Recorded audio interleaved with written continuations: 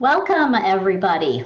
I am Sandy Scheinbaum, and I'm here with co-founder Elise, and we're just so excited that all of you came to be with us and hope that we can answer your questions.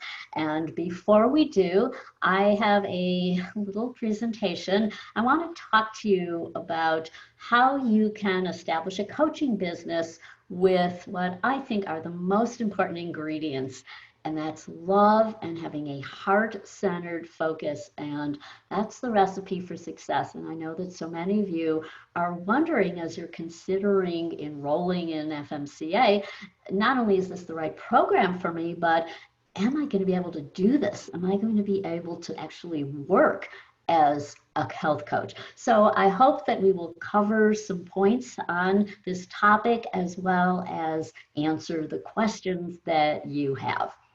So let's get started. So this is a time of tremendous opportunities in the world of health coaching. This field is absolutely exploding. But you may also see, if you're scrolling through social media, webinar after webinar, like guaranteeing success. You can make a great living as a health coach. And I have the secrets, I have the tricks to help you have this lucrative practice. And I want to say that we want to help you launch your business, whether that's working on your own, whether it's working in a clinic, whether it's working in a corporation doing corporate wellness, and that there's no one-size-fits-all approach, and there's no formula for overnight success. However, if you are having this heart-centered approach to taking care of your clients, then that will mean that you will find fulfillment.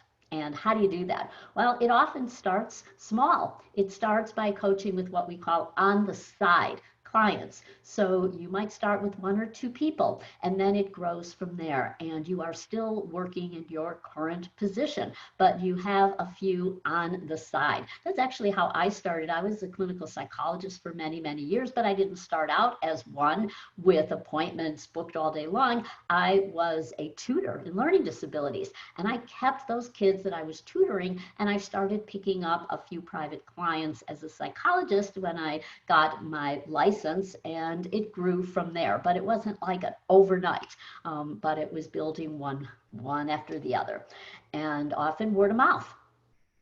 You can add coaching to your existing career. That's a common model. So many of our graduates come from fields where they can add what they're already doing, and it doesn't even have to be healthcare. So we have many people who are in health and wellness, and so they are adding coaching to what they're already licensed to do as a healthcare professional, or they're in the wellness industry, like teaching yoga and Pilates, and they start adding coaching. But they can also be, for example, attorneys who are connected to law firms, and now they're starting to add coaching where they're doing special workshops addressing the needs of attorneys, for example. So they are adding to those what they're already doing, even non-healthcare related. And then gradually it grows, and now they've got side-by-side engagements. What does that mean? Well, maybe they have a few clients that they are seeing for their private business as a health coach. Maybe they're starting to get some referrals from doctors in the area, and now maybe there are several doctors. And so they are diversifying by doing many, many different things. An important area that you may be wondering about is getting paid for your services. And I'm here to tell you that you may think the answer lies in getting skilled in this area, learning business strategies.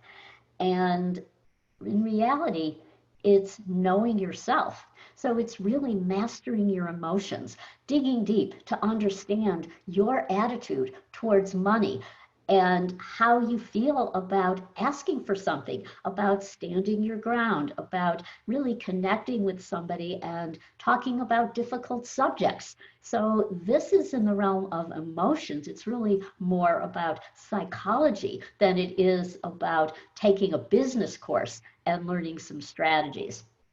My mentor and friend Joe Polish, who is a master at marketing and building a business, says it doesn't matter how good your services are until someone has actually paid you for them.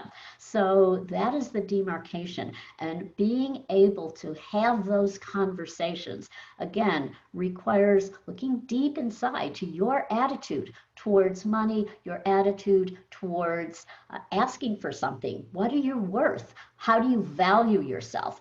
And that's really related to how much you can charge. So again, it's not by doing some research or looking at the field. That's important to see what the average rate may be, but more important is your own comfort level. And there's no roadmap for that. It's really doing the inner work to say, how do I think about money and what's my position in terms of how do I feel when I have a difficult conversation? Your comfort zone, your perseverance, your ability to handle disappointment, your ability to also understand at a very deep level what's going on with that client.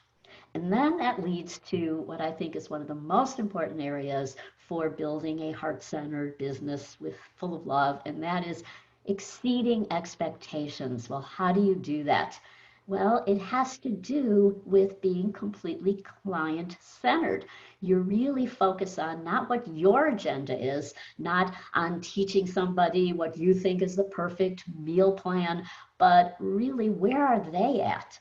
And how are you going to be their personal cheerleader? How are you going to stay with them so that they are really feeling heard and understood? So these are the elements of coaching.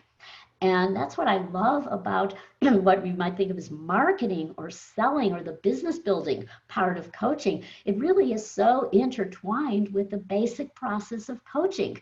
And that is when people feel understood, listened to, acknowledged, then they'll have a positive experience, and that's when they'll refer other people to you. And similarly, doctors who may be referring to you if they feel that their needs are being met with your services. There's many ways to do this. You can have one-on-one sessions. It can be in person or virtual, membership packages, or group programs. So let's talk a little bit about how you put your best foot forward. These are some of the strategies that we at FMCA really focus on and teach you. So the first, which I think is one of the most important, is to nail that question, what do you do? So here's two examples, and I want you to see which one would be more impactful. So someone asks you, what do you do? And you say, well, I help people attain optimal wellness. I have training in stress management. I work with people of all ages to help them reach their wellness goals, and I do that with all of the skills that I've required, which includes mind-body, self-regulation, techniques, energy balancing, stress management, and I'm available to serve you.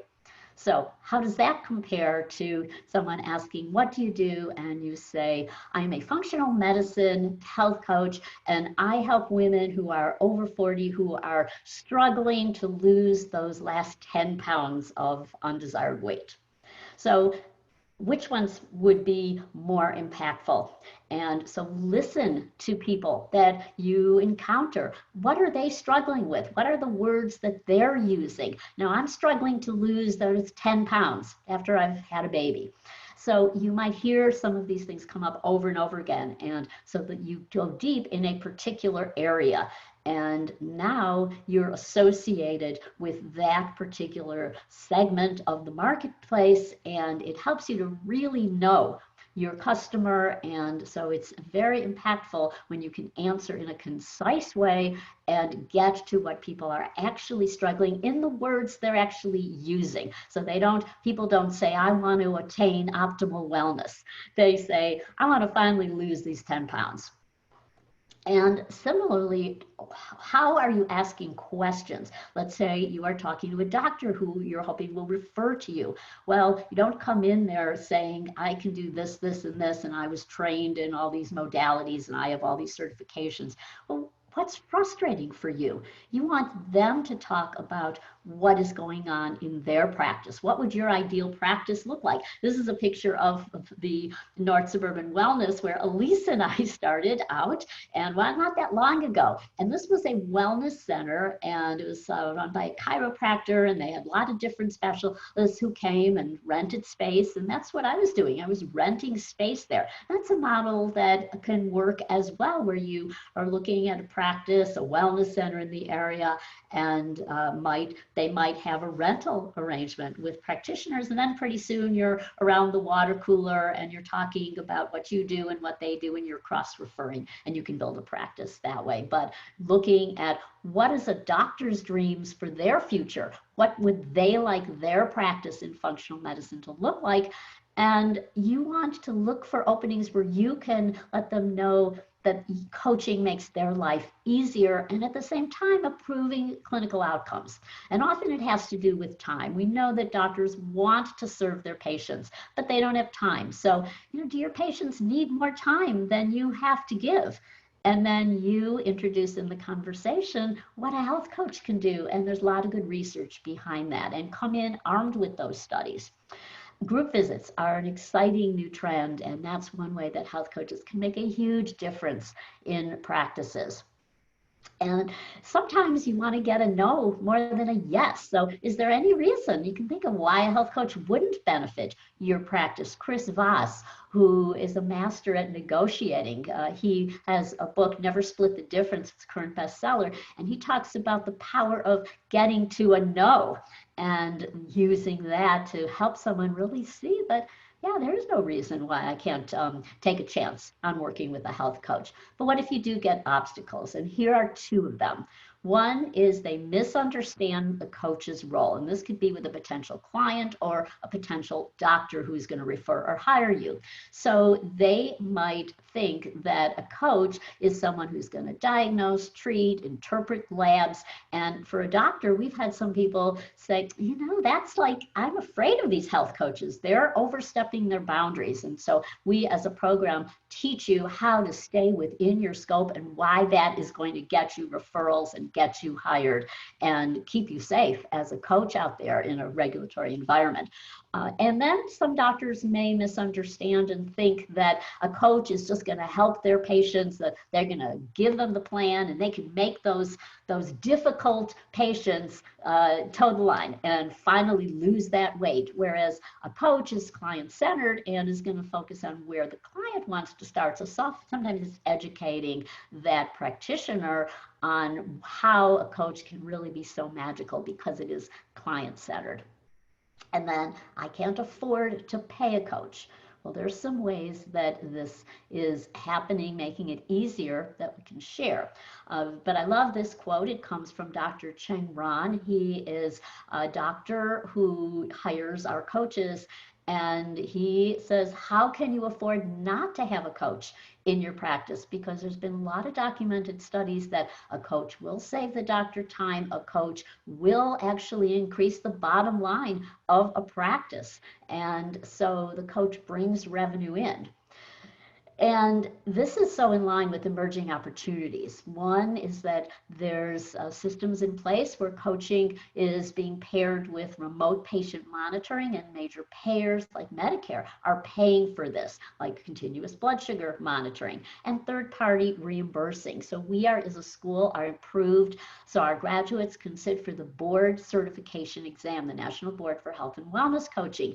And when you are board certified, you can now use these codes. This is very, very exciting. So it doesn't mean today there's reimbursement, but Category 3 codes means that these codes can be used to bill insurance, and the American Medical Association is tracking how much they're used. And with their usage, we're thinking the National Board believes that it's just a matter of time when coaching by board certified coaches will be reimbursed, both individual and groups.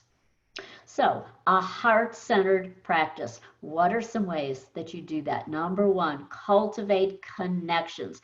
How do you do that? You find common interests. So this is one of our graduates who's talking to Dr. Joel Evans, who's on our faculty and is a senior faculty for IFM. And they had a mutual connection. Their kids went to the same university. Not only that, they found out that they were roommates. How cool is that? So you find these connections on a personal basis.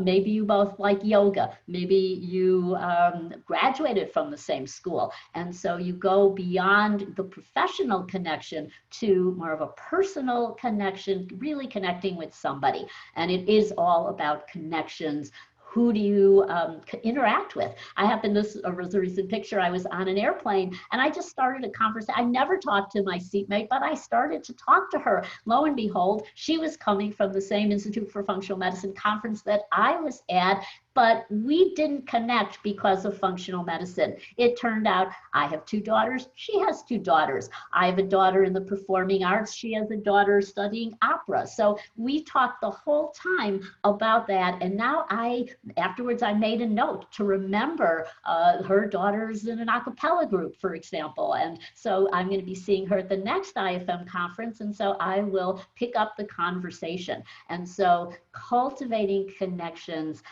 in terms of your own personal connections. So think about everybody you know and all the opportunities out there to connect. We've had people who get referrals because they tell Uber drivers all about what they do as functional medicine coaches. And then collaborate. I can't say enough about the power of collaborating with others, telling everybody what you do, and also helping somebody out, referring to somebody else, working together on projects. And we talk a lot about being a giver rather than a taker. This is a perfect example. Manaz is one of our course facilitators, our international coordinator, and she is the true embodiment of being a giver. All of our course facilitators and people on our team are, and so that is how you grow your business. That's really what it means to have a love, heart-centered business. And also, when you're feeling overwhelmed, know that there's help out there, that you don't have to do it all alone, that there are many free services that are available, organizing apps. There are people who know things that can do things in a short amount of time, whereas you might be struggling with building a website, for example. So there's always reaching out for help. It's so important. And having energy and excitement as you build your business. And again, love. This is Joe Polish, who wrote I Love Marketing. He's going to be very involved in our business building track. And it really is love. And we're talking about loving your customers, your clients, the medical practice that you may want to work for, and really approaching it with this humanity, strength, love, kindness, learning from the best. This is Dr. Jeffrey Bland, who everybody describes as the mentor in functional medicine. So you have people who are here to help you learn. And mentors. I just spoke with somebody who said he has 30 mentors, 30 coaches that he has worked with. And he's one of the greats in sales and marketing. So here's, we were at our live event a few years ago. This is Elise, my partner, and she's a lot younger. She's could be my daughter, but I've learned from her. And so a mentor doesn't have to necessarily be somebody who's older than you. The power of old school communication, I think sometimes we forget that. The power of a handwritten note, sending somebody something in the mail goes a long way to creating and solidifying a relationship. Marie Forleo, likes to say this, and that's start before you're ready. So here we are. We started in my kitchen. That's Elise and Carly, who's our COO, who's my daughter, and we weren't ready when we started. In fact, we didn't know what we were doing. We built it as we went, and so if you are waiting till you're ready, you'll never start. So it's just having the courage to just jump in and knowing help is there. You cultivate connections and ask for help, and know that it'll come step by step. And you might have obstacles and make mistakes, but that's how we learn. You keep persevering and celebrating tiny, tiny wins, no matter how tiny. Every day there are wins that you can celebrate. And so we're putting all of these strategies together and many more to have a business building track. Very excited about what we're going to be doing for this new class that's starting in a few weeks in March of 2020. And this business building track will be very exciting, and we are bringing in some of the great people in marketing, in sales, in business building, in teaching you how to follow your dreams. So I hope that you will join us in March of 2020. So we're going to get to your questions now, and I'm going to turn this over to Elise, who's going to talk to you about this particular offer that we have, and then we will launch into your questions. Thank you so much, Sandy, and welcome everyone. Thank you for those who are joining now live and for those who are going to be joining us later on in the replay. And I just want to add in that we absolutely practice everything that Sandy was sharing here, and we've been through a lot together, and we've learned a lot, and we certainly have had obstacles. And I remember there was times where Sandy and I would even do the webinars and we would have many technical issues, but we kept persevering. And so we strongly believe in what we teach, and we walk the walk, and we're just honored to be sharing whatever we can with you all so you can bring that forward and really serve. So to get started on your questions, and I'm going to share this awesome detail a couple times throughout the webinar. So but I just want to let everyone know that for those of you who do decide that FMCA is right for you and you do enroll for our March 2020 class with the code webinar500, that will give you $500 off of our tuition. And I just want to say this, I'll say it a couple times, the last day to register is February 17th, so 1 week from today. Plus, something very exciting and new is that the very first 10 people who pay with the code webinar500, and that's, I think it's on the screen there, webinar all in caps 500, they're also going to get a one-on-one mentorship session with Sandy. So that's super exciting. So we're going to just dig right into your questions.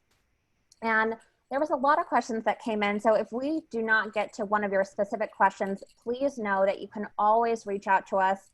You can call us at 855-270-3622, and you can also email us at admissions@functionalmedicinecoaching.org. So we're going to go over the program logistics really quick because there's a lot of questions on, you know, how long does the program run? What are the demands on a monthly or weekly basis?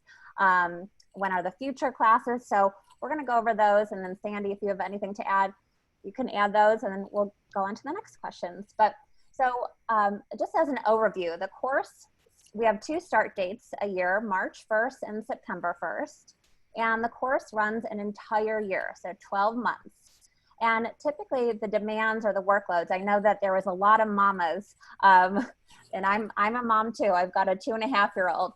So a lot of mamas were asking about, well, can I do this with a family?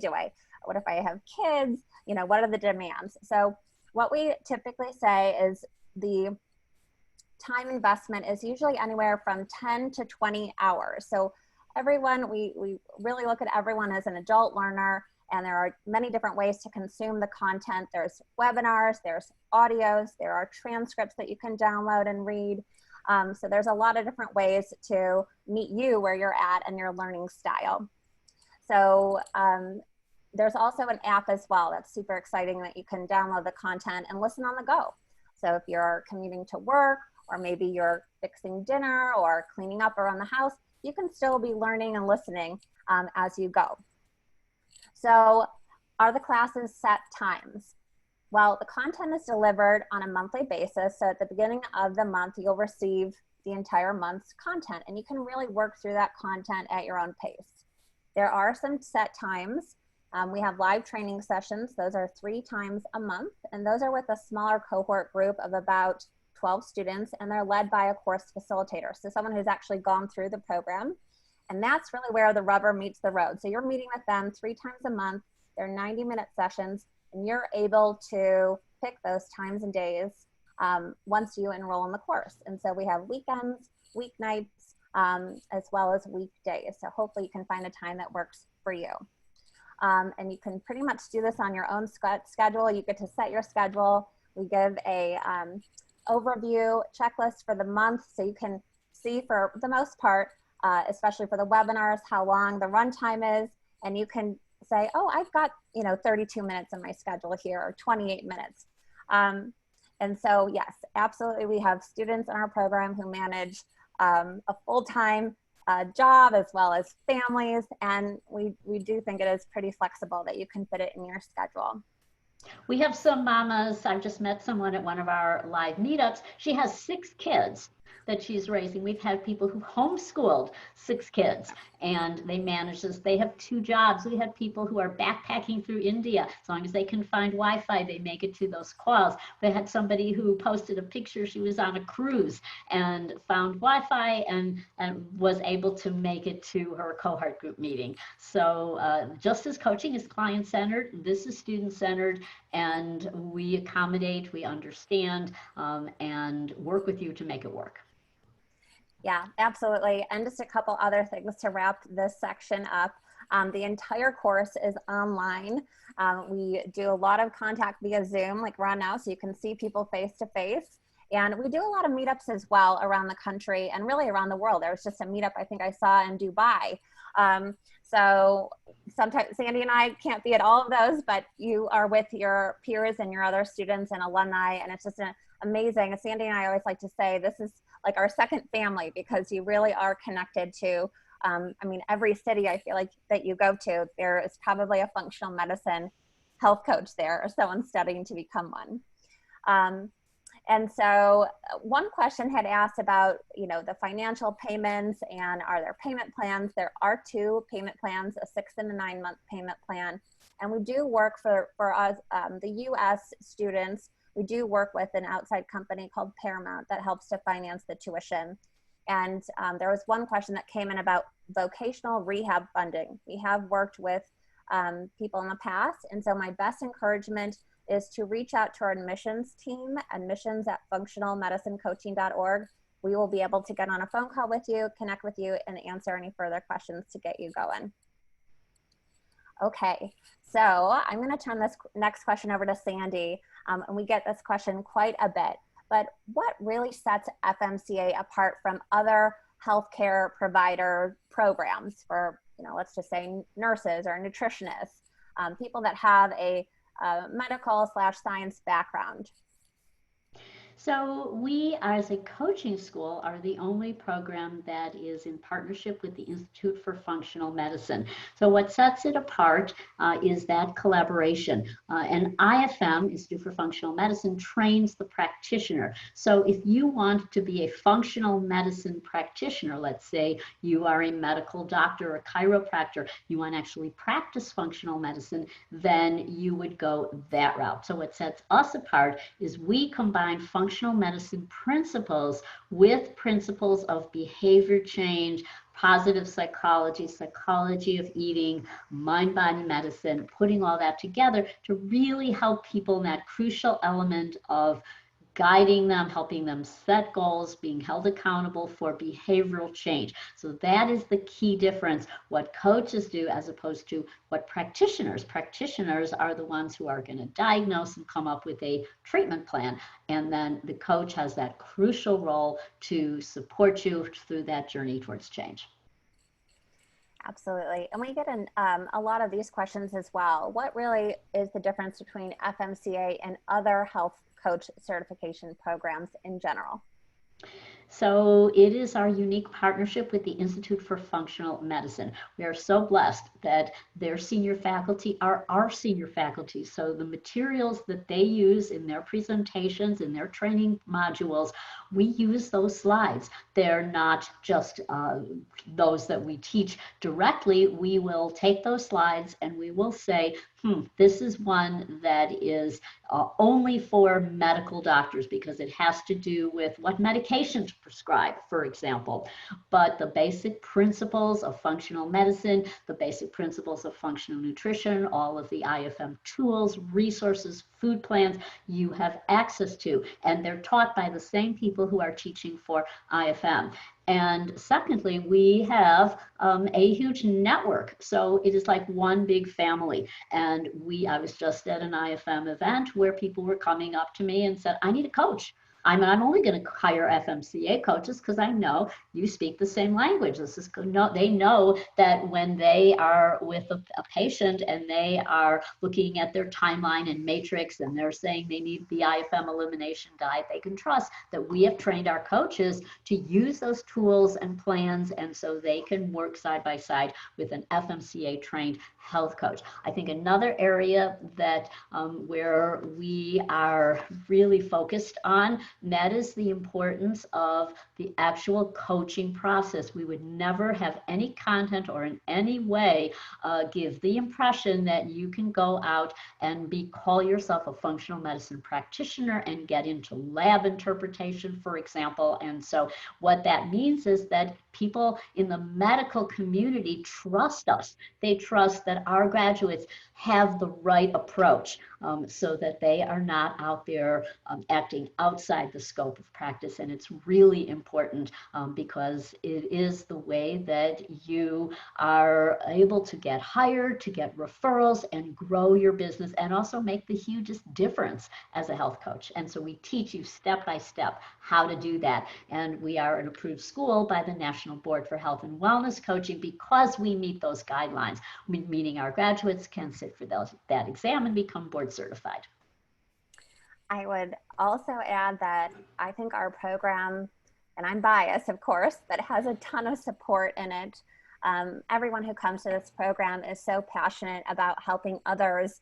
A lot of people have gone to the program because they've come and found functional medicine, and they just want to go on and learn the skills and tools so they can help others. So one of the really fun things about our program is that Sandy and myself, we both have office hours twice a month. So you can come in, you can connect with other students from different cohorts, alumni, you can ask questions, you can just get feedback, or you can just sit and absorb and just be with the group. And so there is so much support. Everyone's chiming in saying, oh, what about this? Or they're coaching each other. It's just it's a beautiful thing. So yeah, and I love that. And I just want to take a moment to acknowledge Elise, because what just happened, I think, is such a great example of who we are as a school, from how we started from the get-go, and that is not alone. We totally believe in we and not I. And so we are not a personality-centered program. We are not based on one theory, one individual. We are a true team, and a team that is with IFM and all of their faculty and their medical leadership as well. And so, this is something like I had mentioned something, and then Elise added something that I didn't mention, which is office hours. That yes, we both have office hours, but it's a perfect example that how we work as a team. And then we have everybody on the larger team, FMCA, all of our course facilitators and people who are directing our coaching, our student experiences, and again, our whole community. We feel that power of community and teamwork. Thank you, Sandy. It's definitely a heart-centered community, that's for Absolutely. Sure. So everyone is looking to raise everyone up. So yeah. And our office hours are great. Come to our office hours. Yeah, very, very fun. So another question that came in, and actually I know this was two questions combined into one, but this is from an aspiring dietitian as well as a nutritionist. Actually, I think she went to Bastyr, that's my alma mater, who is out of practice for 20 years, but they're both wondering, how can we bring health coaching into the practice to really up level what they're already doing? Yeah, there's many ways to do that, and it's switching hats. And you absolutely can stay as a dietitian, as a nutritionist. We have people who are in mental health, as psychologists, social workers, and so it's clearly defined in your informed consent that you can. There's two ways. Either you can totally have two different hats. So some people you engage with for nutritional consulting and services, and others that you engage with for many sessions of health coaching, or you bring the coach approach into what you're already doing as a dietitian, for example. It has to do with being client-centered, the way you listen to a client, the way you ask questions. And so that there's two powerful ways that you can do that, either within what you're already doing or side by side. Yeah, and I'll just add something else. As a certified nutritionist by trade and with an undergrad degree in dietetics, I went through probably a similar curriculum that you might have experienced. And we didn't really get taught how to sit with a client and how to work with them through some of their barriers.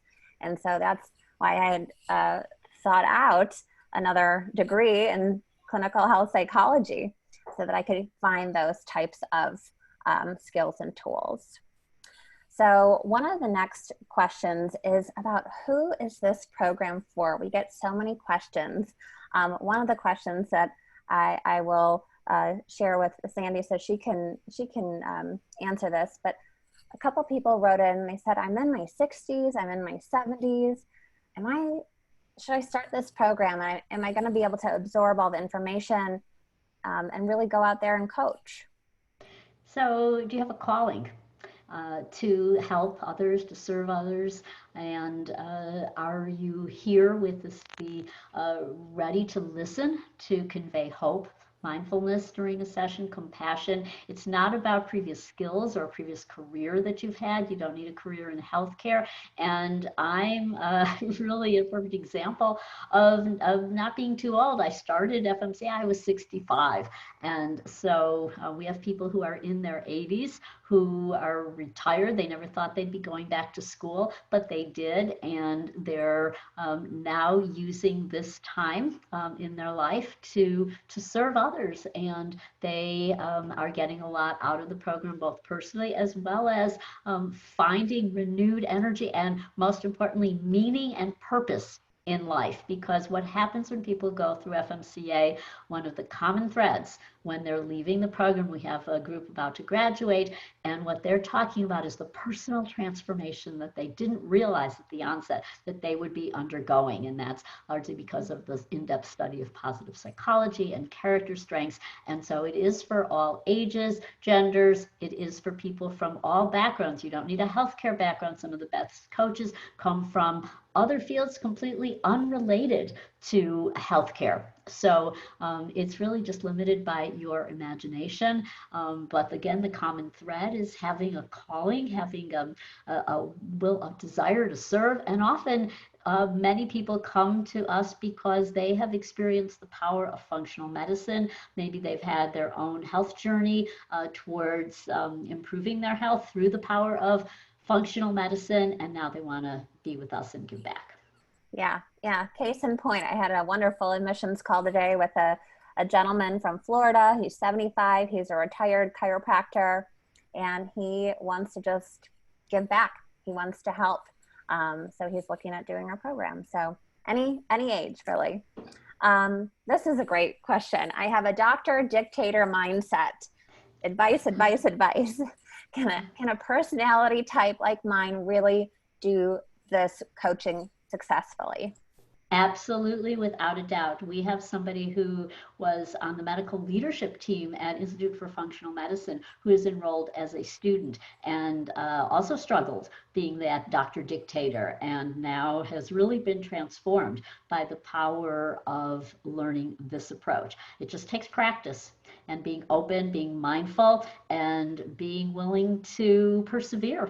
And so being open to practicing a new way, primarily by listening. And so we teach you those strategies and then you practice them. So absolutely.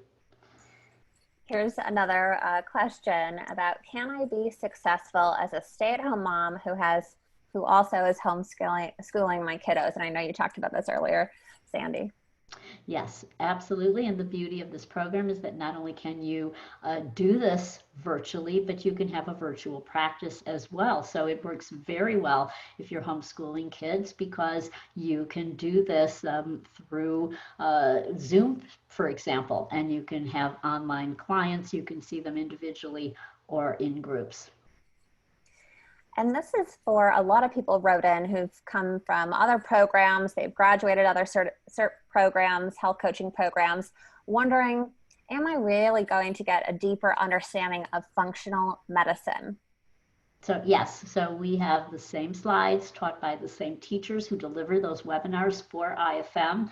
And so they will be giving you the same materials. The only thing that we do not include, because some of those slide decks might be 300 slides and they're very heavy into biochemistry and for example, we don't make you, as people do in medical school, memorize the steroid pathways and all the enzyme interactions.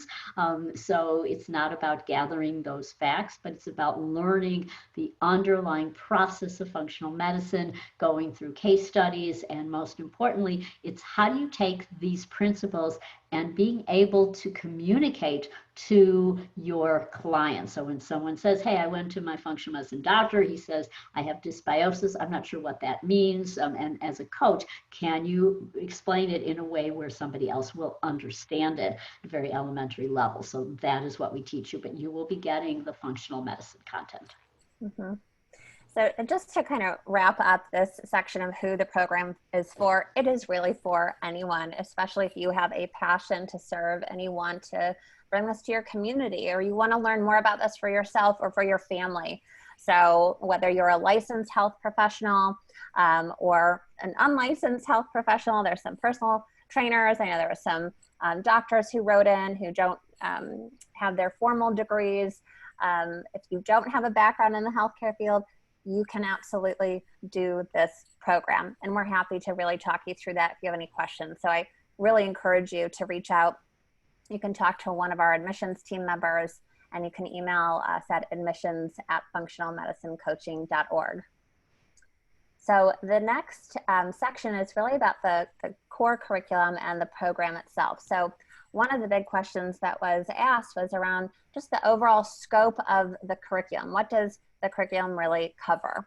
Okay, so I had been a clinical psychologist for many, many years, and in that capacity, I had trained in many different modalities. I specialized in mind-body medicine, and I also specialized in cognitive behavior therapy, where you learn how to sort out your nutty, irrational thinking that's leading to reacting emotionally, and how do you sort that out and have different self-talk, and then positive psychology many years before it hasn't had a name, as well as psychology of eating, which I used to teach for some graduate programs, and then I combined all of that with the curriculum of the Institute for Functional Medicine. I didn't do it alone. We met in retreats with some of the senior leaders at IFM, many of whom now teach at our program. They're on our core faculty. And so it was Dr. Christy Hughes, Monique Class, Dr. Beth Frades at Harvard Lifestyle Medicine. And so we met intensively in retreat. We put together this curriculum. And what does it combine? It combines all the principles that have to do with how to help people thrive. And that is functional medicine principles combined with positive psychology, functional medicine nutrition piece, as well as psychology of eating, mind-body medicine. So those are the elements, and we teach you the basic tried and true coaching strategies as well, which are the common threads, motivational interviewing, stages of change theory, for example. And so that is the basis for our curriculum. And we also address all the elements that are required by the National Board of Health and Wellness Coaching so we can be an approved school. So that means ethics of coaching and how to structure a coaching session. We include all those elements as well. And can you just dig a little bit deeper, Sandy, into the dietary modality? What do we teach at FMCA? So we don't proselytize. We don't have a particular theory. We don't say this is good, that's bad. We are looking at the food plans that has been developed through the Institute for Functional Medicine. They are taught by the same people who teach it for IFM, and it looks at how do you help somebody heal the gut, which would be an elimination diet, and then we go on and we teach how to help somebody transition from a standard American diet, and we also emphasize those with very special dietary needs based on complex GI conditions. But our role is not to teach you to be a nutritionist and to prescribe a food plan for somebody or tell them what they should be eating. That would be outside of the scope of practice. But it is really to help that client decide what is best. You help them be their own detective to say, when I eat this, the next day, I have no energy, or I had a rough night's getting to sleep. And so they come to the conclusion, oh, you know what, maybe I should avoid that particular food. And the coach, by asking the right questions, can help that individual make that decision. So we look at the research, then we take our cues from our partner, the Institute for Functional Medicine. So we don't have one ideology that we teach or one theory. Or say that we're going to teach multiple theories where there might not be solid evidence for those theories. Mm-hmm. And this is a great question. I don't think we've ever had this one before. How does the functional medicine approach address cultural or ethnic differences? Sure. So that is something that we look at, particularly in the psychology of eating curriculum, and that is taking into account we make these food choices, and we have our eating patterns based on who we are, where we came from, our family of origin, our culture, our heritage, the country that we were raised in. And so we take that into account, and we help coaches who are going to be working with clients from different cultures acknowledge that. And this is something important in one-on-one sessions, and very crucial when you're facilitating groups where you might be having people come together from diverse backgrounds, to acknowledge that how somebody behaves in a group might be reflective of their cultural background, their ethnicity. Awesome. And we've got a couple other questions that are going to fit more into the business building track that we can touch on. But I first just wanted to reiterate and remind everyone that anyone who does enroll in our March 2020 class with the code Webinar 500, you will get $500 off the tuition. And the last day to register is the 17th of February, so next Monday. And the first 10 people who do enroll with that code, Webinar 500, will also get a one-on-one coaching session with Sandy. So moving on to some of the other questions, what is the best way, or maybe the question can be, what's the best way to determine your ideal client? We'll probably cover that in the business building track. Yeah, so we will cover it a lot, and it often it's that initial work to describe what you do. And so often you find the answer by looking within. Who do you serve based on who are you? So when I was trained as a psychologist, the ideal client for me was me. I specialized in working with people who were hard driving, perfectionistic. I worked with people who were anxious, who had panic attacks, because I was suffering from that, and I knew that what it was like for me. And so it was a connection, and I had already had that personal struggle. So that's often one way. And I also knew what my comfort level was. So I remember I did a stint during a practicum working with boys with severe behavior disorders, inpatients. At that time, there was a lot of inpatient treatment. And these were acting out, rebellious teenagers. This was not my specialty. I couldn't connect. They couldn't connect with me. And so you often do that work to see, well, who do you naturally feel more comfortable with, and who do you want to serve often because of who you are. And so often people with, for example, if you're a mom raising kids, maybe your child has special needs, we have somebody who is a gluten-free mom based on her experience with her daughter with celiac, and she now has a real thriving practice in that arena. So someone else because their child had ADD, or perhaps it's because you have Lyme disease, or so it doesn't have to be that you've had the disorder in order to specialize, but that would be one of the first places that you would look and to see. And sometimes, honestly, it's just happenstance. So why did I specialize and have a practice with a lot of people with migraine headaches using biofeedback? Is because I had just moved into an office space, and a doctor who is next door knocked on my door and said, "Oh, I noticed you're a psychologist doing biofeedback. Do you work with people with migraines?" Well, at the time, no, I didn't, but I sure learned fast because he was sending me a lot of people with migraines, and who knew? That happened to be my specialty for a while. So sometimes it'll just happen based on proximity. Mm-hmm. Yeah, absolutely. Another question came in about how do you align with a functional medicine practitioner after graduation? Well, you can start before graduation. We, because of our unique relationship with Institute for Functional Medicine, we know a lot of doctors. And so come to my office hours, and you might often hear me saying, "Oh, you live in this area. Wow, you're in," someone just the other day said, "Oh, I'm in Indianapolis. I know a great functional medicine doctor. She's a good friend of mine.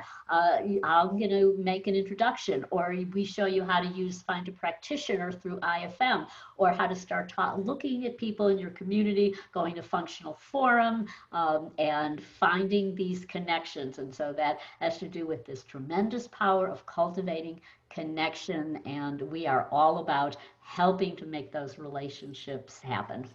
Yeah, absolutely. So I'm going to switch gears a little bit. We're going to talk about scope of practice. I know this was covered briefly, but one of the questions came in regarding, and this is a question that often comes up around, well, what is the scope of practice around labs and supplements specifically?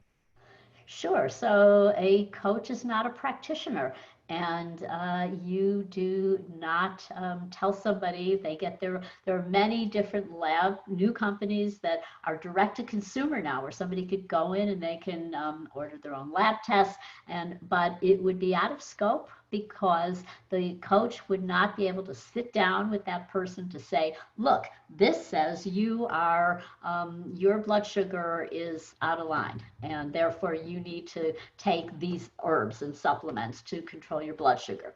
So they would be interpreting that lab test, and they would be in on a personal level. So how do you stay within scope? Well, coaches can be educators, and you can have handouts. You can talk about in general what labs mean, how to find a good supplement by recognizing what are some of the ingredients that you want to look for in a good supplement, how they were manufactured. So you can be that educator who informs the client, just as if someone's writing a book. Dr. Mark Hyman might write a book and might appear on a podcast, and there would be a disclaimer to say that he's not diagnosing or prescribing for somebody personally, but these are just giving general information. You can refer to an expert. You can lead them to research, to somebody's opinion, like this is your general opinion in this area. But where we would draw the line is because you do not directly interpret somebody's personal results. Why is that so crucial? Because we're not a medical school, and we do not teach about those very rare medical conditions that could be missed when you're interpreting labs, as opposed to a medical doctor who might recognize those rare medical conditions.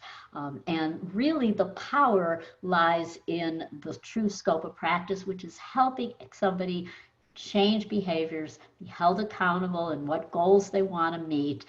And that's what practitioners and the experts out there don't know how to do. And so what people need is this coaching process. So what I am so really passionate about is clarifying the scope of practice so that you understand that that's where the true power of coaching lies, not in being another expert. Yeah, absolutely. I think we say a lot that coaches have the secret sauce. They're the glue that keeps things together. So shifting gears again, talking about what is life like after the program? And one of the questions is, well, where do I go? What happens next? Is there any support afterwards? So Sandy, I'll let you take it from we there. don't leave you high and dry.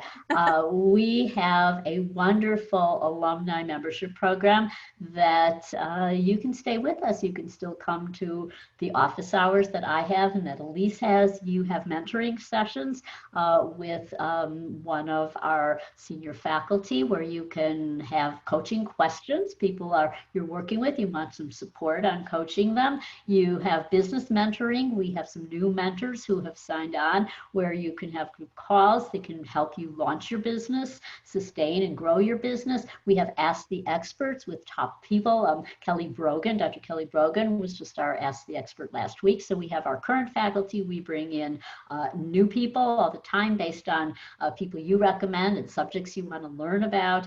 And so you have access to that. You have discounts to any specialty courses that we have or events. And so that is one way. And we're constantly refining that program to address what people want after they graduate. And many of those offerings are for continuing education so that when you become board certified and you have to gather hours for continuing ed to keep that certification, you can get that through us. And another question is, what areas of health can I work in as a coach? Just functional medicine? Absolutely not. It is unlimited. It's the power of your imagination. Where do you want to work? We have people working in corporations, in developing corporate wellness. We have people going in partnering with businesses. We have people who are going into conventional medical centers, people who are working with companies that are developing smartphone-based apps that need tracking. There are conventional, as we get CPT codes for health and wellness coaching, doctors are using remote monitoring devices like continuous blood sugar monitoring, and they are in many cases being required to have health coaches do that monitoring. Also groups, so there's just unlimited opportunity to develop groups, many different relationships. Elise and I, when we were working together, we went to a local grocery store and we were going into, they have to have a community kitchen, and we did classes there. Many people will partner with local businesses to give talks, go out into the community in many different ways. Yeah, absolutely. And can you also talk about the bottom of the functional medicine matrix and where coaches can work? That's their area, the functional medicine bottom of the matrix, because those are the modifiable lifestyle factors. So they address those factors which have to do with food, with hydration, with sleep and rest, with relationships, stress management. And it is the heart of the matrix, the mental, emotional, spiritual component. So coaches are not therapists, but they deal with emotional content and they help people manage their emotions using a positive psychology strength-based focus. We teach that at a very deep level, how to use your strengths. And so that's a big part of our program. And that's why doctors need coaches, because they don't have time to be with their patients to address those lifestyle factors. Yeah, absolutely. I think we have got time for about 2 more questions. So this is a question we get all the time, is what kind of money can I make? Do I work full-time, part-time, and how much can I charge? I know you addressed this in your PowerPoint, but what is the going rate in small or large cities? Sure. So there is no roadmap for this. It does really involve looking at your own comfort level, and that varies. So we have people who are retired. They may they're getting back into doing work, but they tell us all the time, well, they're fine doing pro bono work. They're retired school teacher who is there's somebody in Australia, and she just goes out into the outback, and she is in retirement, and so she's not at a time in her life where she's interested in charging. And so we have others who are the opposite end, where they're just wanting to build a career. And so for them, they're going to look at many different models. And there's, again, no one model. It often may be dependent on whether it's one-on-one live or in person, or virtual. It could be whether you are having a membership package. That can be a very successful model, whether you are running groups. And so sometimes it is just looking at where are you comfortable starting. And so that's one of the beauties. We have a private Facebook group, and this is, you'll have often see people, especially in our alumni program has a Facebook as well, where people will talk about, I'm in negotiation with a doctor, and so what do you think of this rate? And some people will say, oh, I think that's a little low. You should maybe go for a little bit higher rate. So again, it depends. We've had people working at $100 an hour privately. We have people who are very fine and content with charging $60 or even a little lower if they're just getting started. Many people are collecting hours for their log when they're first graduated there's so many sessions you need for the national board. And so they're fine with charging a very low rate or even nothing at all initially. And so again, there's no one model, but looking to see what's your comfort level and how much money do you need, and kind of developing a budget. And that's something that we will help you with as part of our business building track. Yeah, and I know it's 8 p.m. our time here, but I did want to end on this one question. I wanted to bring it home back to this heart-centered space. How to help coaches work alongside functional medicine doctors or just regular conventional doctors to build their practice. And I'll let Sandy tell the story, but I'm thinking of Kleinman and how we help to build that practice. We had relationships that we cultivated. He was a conventional doctor. He was an oncologist. And it started when I was a psychologist, and I would be asked to go in. I was on staff at a local hospital, and I was going in to help in this field we called psychosocial oncology.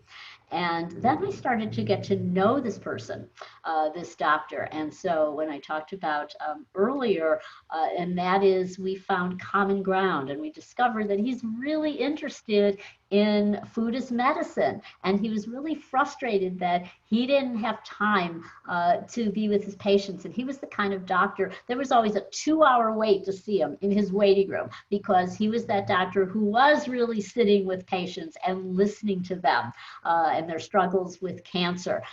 And so as a result, he was always 2 hours behind, and there was this big backlog in the waiting room. And so one day I said to him, what if we took a lot of those people who are in the waiting room and we started a group? And so that's what we did. We took over their staff kitchen. It was in the basement, and it started small. We had a small number of people, and then it grew and grew, and it became the power of community, and that was love.